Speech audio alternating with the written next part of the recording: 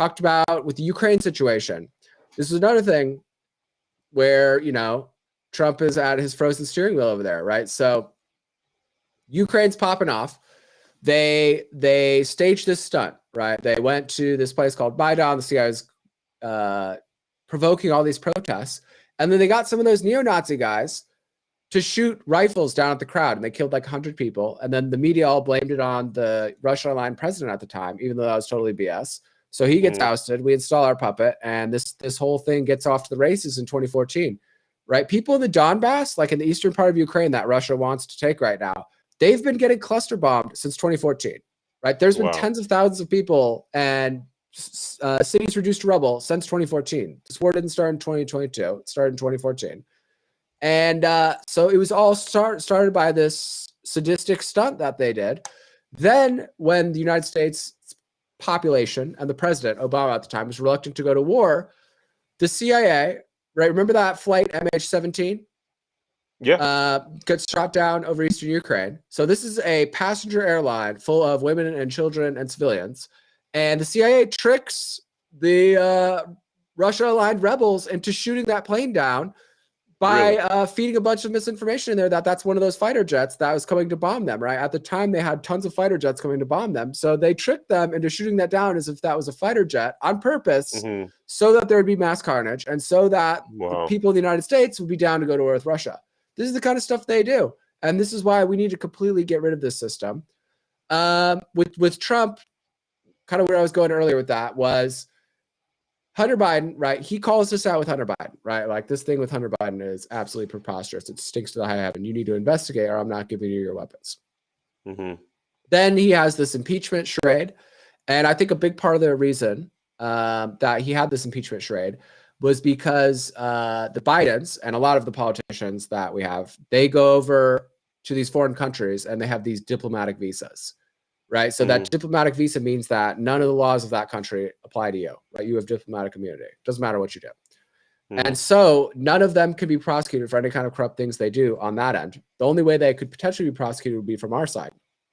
Since the FBI is so close to the CIA and MI6, if they're like, hey, stand down over here, which they do all the time, then they can essentially make it so these politicians can go do these rackets overseas and get them eyeballs deep in corruption so that we're forced to go to war, even when it's super unpopular. Like this Ukraine thing is super unpopular, no matter how much they try to astroturf it in the press, and they still send all this money over there anyways because all of our politicians are eyeballs deep in that. So Trump, by saying, you must investigate this, Mr. Zelensky, now he's pushing on this diplomatic immunity thing, right? Now he's poking this nerve that is the facilitation of all the CIA rackets around the entire world. And so now the whole deep state mobilizes against him. And now they're trying to impeach him, right? Which it was good on him to do that in the first place. Definitely push on that nerve. But then he ends up essentially getting cucked into sending the weapons anyways, right? So he gets impeached. Not only does it not get investigated, he gets impeached, and then he still gives them the weapons. So that's the kind of thing. It's like, come on, Trump. Come on, buddy. And again, I'm not necessarily saying that anybody in those shoes, anyone else would have done better. But I'm saying, dude, Trump, you want to bang with the big boys. You knew what you were getting into, dude. And if you want to bang with the big boys, you got to bang on our behalf. Otherwise, what good are you? Right. So I don't, have any personal animus towards Trump. I just wish he would grow a pair and not, I wish you'd have used the power of that Twitter to bang on this stuff. Instead of fighting with like Joy Behar and Don Lemon and all these idiots on Twitter, why aren't you fighting with the deep state on Twitter, buddy? Yeah. Right. Yeah. And so that was one of my bones to pick. Again, I was a huge Trump supporter, right? I was supported in both elections, but we can't just blindly follow people, right? We got to call balls and strikes here and criticize them when they're wrong and don't do that when they are. But back to this Ukraine thing. After we were giving them all those weapons, after we were arming all those neo-Nazis, which everybody in the alternative liberal press knew were neo-Nazis and was calling that out until Joe Biden got elected.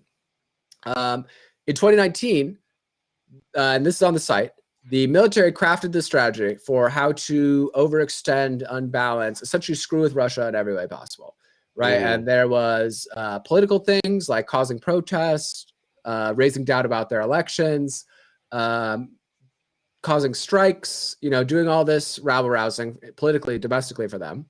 There was these intelligence things of where, okay, in order to mess with Russia, because Russia is supporting Assad in Syria, we're going to arm these terrorists even more. We're going to arm these Ukrainian people even more. We're just going to go like cause even more of a ruckus around the world just to poke Russia in the eye. Then there was the weapons development wing of that, which was we're going to go spend a crap load of money that we don't have, building these new weapons, building tons of these new weapons, and positioning these weapons all around Russia, including nukes.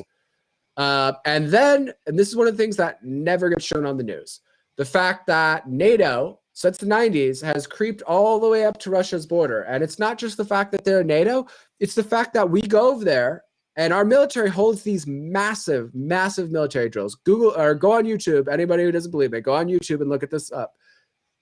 We have these massive military drills with Estonia, with Norway, with Finland, with all the NATO members on Russia's border.